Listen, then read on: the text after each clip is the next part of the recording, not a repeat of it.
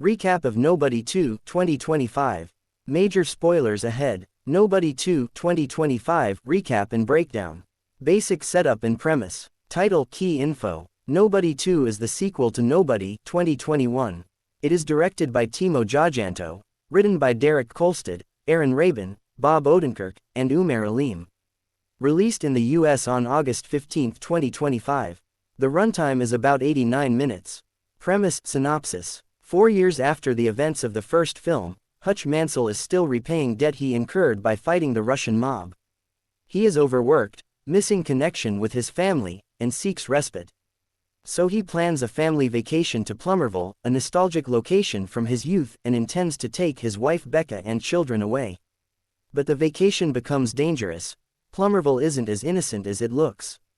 Corrupt forces, a crime syndicate run by Lendina, Sharon Stone, a shady Sheriff Abel, Colin Hanks, and other hidden threats drag Hutch back into extreme violence.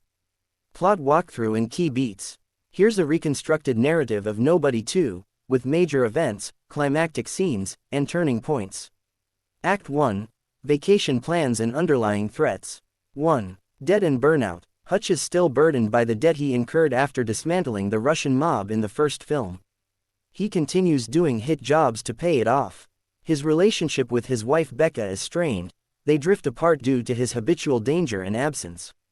2. Vacation initiated. Hutch persuades his family to take a vacation to Plummerville, a theme park midway waterpark resort that holds childhood memories for him. The idea is to reconnect, relax, and escape his violent life, at least for a while. 3. First clues of trouble. Soon, innocent signs of corruption emerge. Hutch's family encounters small instances of hostility, shady characters, and suspicion. He gradually realizes the town is complicit in illegal operations. Lendina and her criminal empire have influence there, as does a corrupt Sheriff Abel and criminal elements. Act 2. Conflict escalates and personal danger. 4. Kidnapping and betrayal. A key turning point. Hutch's son Max, or another child, is kidnapped by Abel, criminal forces working under Lendina, to leverage Hutch into submission. Hutch tracks down Abel and his gang meeting in a warehouse. He discovers a large cache of money meant for Lendina. 5. Clash and explosion. Hutch confronts Abel's men. He threatens to burn the money unless they back off. But when he steps away, he sees Max being taken. He returns and engages in a bloody showdown. Goons attack him, a brutal fight ensues, heavy casualties among henchmen. One villain tries to kill Hutch with a table saw. Hutch pushes the assailant's head onto it. After defeating most of them, Hutch frees Max. He triggers sparks and combustion in the warehouse, destroying money and chemicals, forcing Abel to flee. 6. Loss and declaration of war. Lendina discovers her entire asset base is destroyed. Her forces bring her surveillance of the Manel family in Plummerville. She officially declares war on Hutch and family. Abel, badly burned but alive, contacts Lendina to gather more forces. The film switches from vacation intrusion to full-blown vendetta. Act 3. Showdowns, resolution and setup. 7. Showdowns and climax. Hutch's family is attacked multiple times, assassins, corrupt cops, goons. He defends them in intense battles. The waterpark amusement park setting is used as a backdrop for creative action, rides, mechanisms, traps.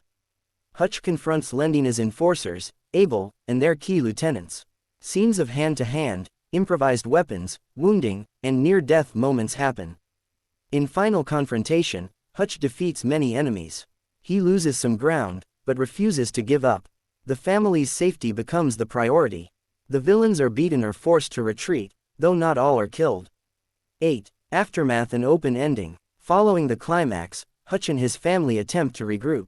The film leaves open the possibility that more threats may come. Abel survives, Lendina's empire is shaken. The debt war is not fully over. As before, Hutch is questioned, interrogation room framing.